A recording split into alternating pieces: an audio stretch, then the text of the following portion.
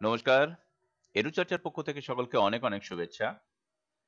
এখন আমি আলোচনা করব যারা ৫০১ থেকে ৫০৫ পর্যন্ত পরীক্ষা দিতে পারেননি এবং পরীক্ষায় ফেল করেছেন, তাদের জন্য যে ফর্ম ফিল আপ অর্থাৎ পরীক্ষার ফি জমা দেওয়া পুনরায় তার ডেট বৃদ্ধি হয়েছে।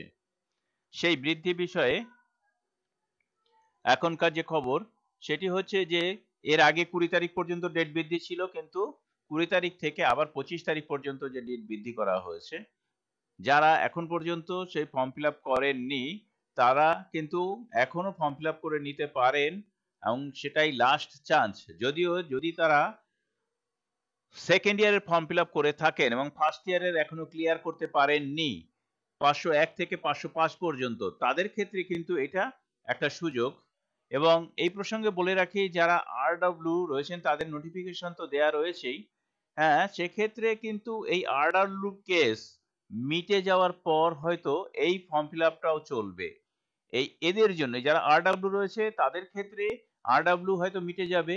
আপনারা আপনাদের সময় মতো এখান থেকে শোকজ নোটিশ ডাউনলোড করে উত্তর দিন এবং আশা করি আপনাদের মিটে যাবে, আরডব্লিউ থাকবে না। কারণ এটা একটি জীবন জীবিকার প্রশ্ন।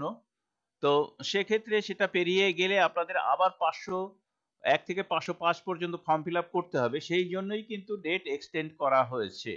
তো অতএব আপনারা এখানটা মিটিয়ে ২৫ তারিখ পর্যন্ত ডেট যে এক্সটেন্ড করা হয়েছে সেখানে গিয়ে ফর্ম ফিল আপটা করে নেবেন এবং অবশ্যই পরীক্ষায় আবার নতুন করে বসতে পারবেন।